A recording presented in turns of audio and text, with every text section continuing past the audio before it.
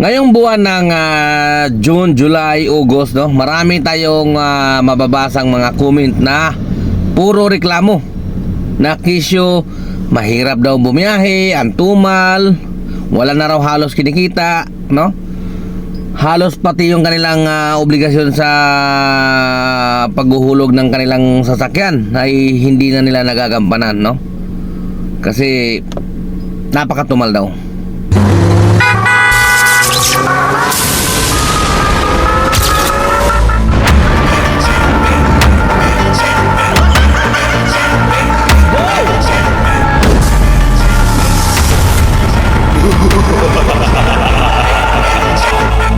Pero hindi na bago yan eh. Sa mga ganitong buwan kasi talaga patibayan ng loob to, no? Pahabaan ng oras, pahabaan ng pasensya, no? At tiyaga. Okay? So ang tanong kasi, ilang oras kayo nagbibiyahe, no? May mga nakakausap ako na bumibiyahe lang sila ng 8 hanggang 10 oras. Ay nako, kailanman hindi po sapat yan, no? Yung ganong kaiksing oras lang bumiyahe, ay masasabi kong siguro operator ka na hindi ka na naguhulog ng sasakyan. Yan, pwede yan.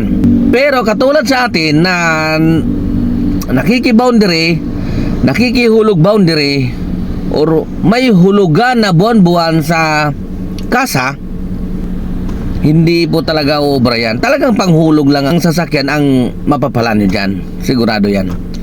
Kasi ano na namin yan eh, kabisado na namin yan.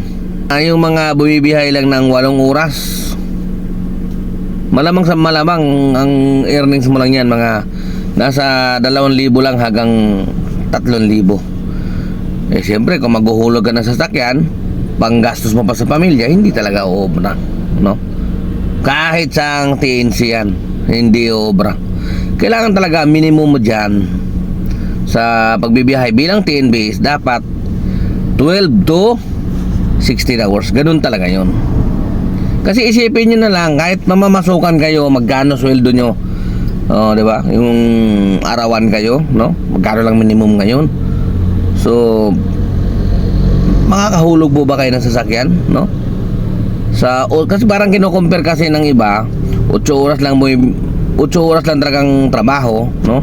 Kapag namamasukan ka, eh magkano lang ang isang araw noon?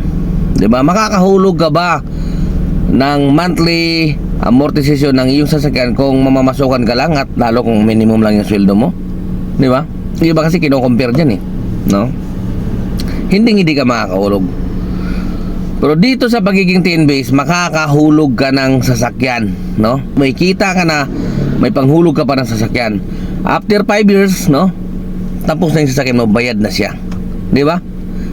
Dito mo lang magagawa yan sa pagiging TN-base. Alright?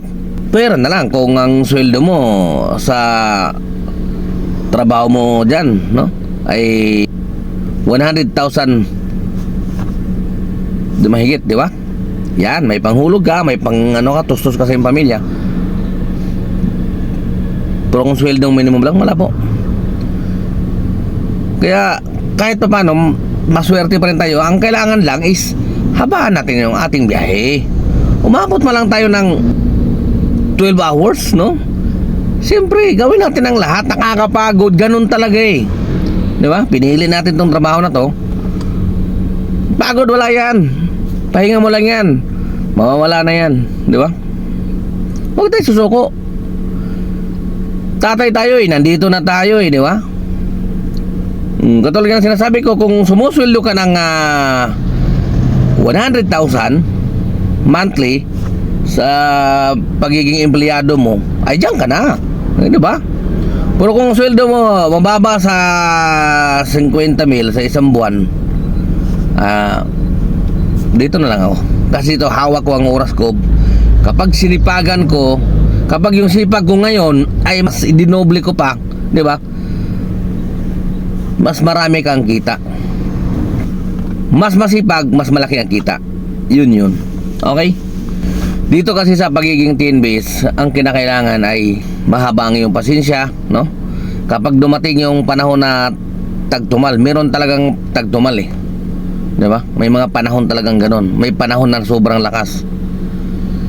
Kaya kailangan hindi po pwede yung style natin na kung anong oras lang natin gustong bumiyahe. Di ba? Diba? Gusto mo lang bumiyahe, alas 10 lang ako bibiyahe ng umaga hanggang alas 4 ng hapon. Ay wala yan. Biyaheng walang obligasyon yan. At wala ka nang binabayaran, no? Kumbaga naglilibang ka na lang. Pero kung dito mo lahat kinukuha ang yung panggastos para sa pangaraw-araw, no?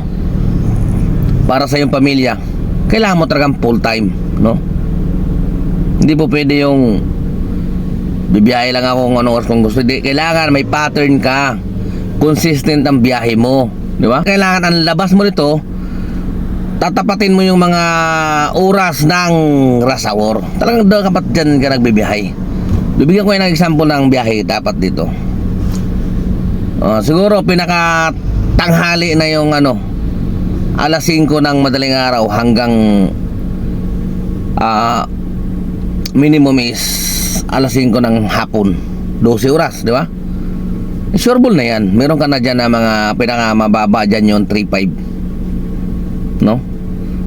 3.5 or patas. Ganun yan, depende sa yan, tama ng biyahe mo eh.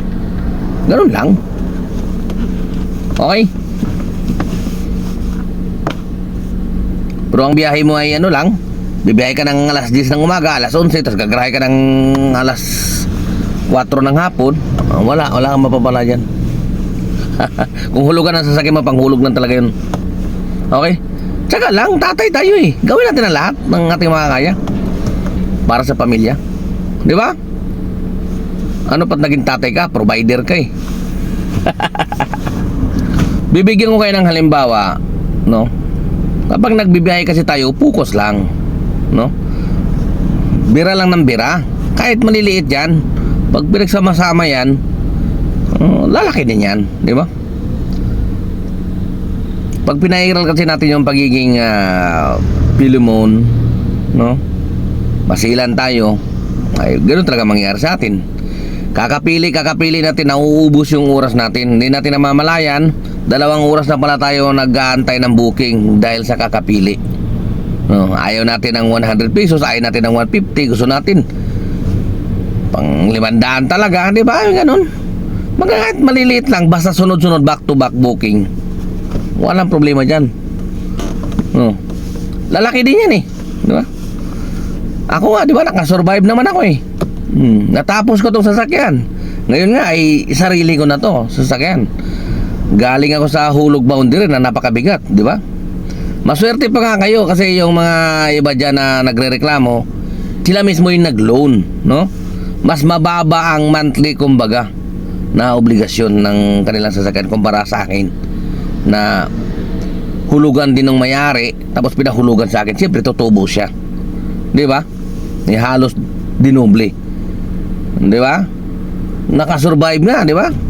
At hindi lang ako, marami akong kakilala na nakatapos na rin ng kanilang hulog boundary. Ano pa kaya kayo na magkano lang yung monthly niyan or daily niyan, di ba? Katulad ng mga bills, magkano lang yan? 700, di ba? Basic yan. 700 yung daily. Samantalang yung mga nakikihulog boundary 1-2 ang daily, di ba? Yan ang isipin nyo. Isipin nyo lagi, kung kaya nila, kaya mo rin yan. Ganun lang yun.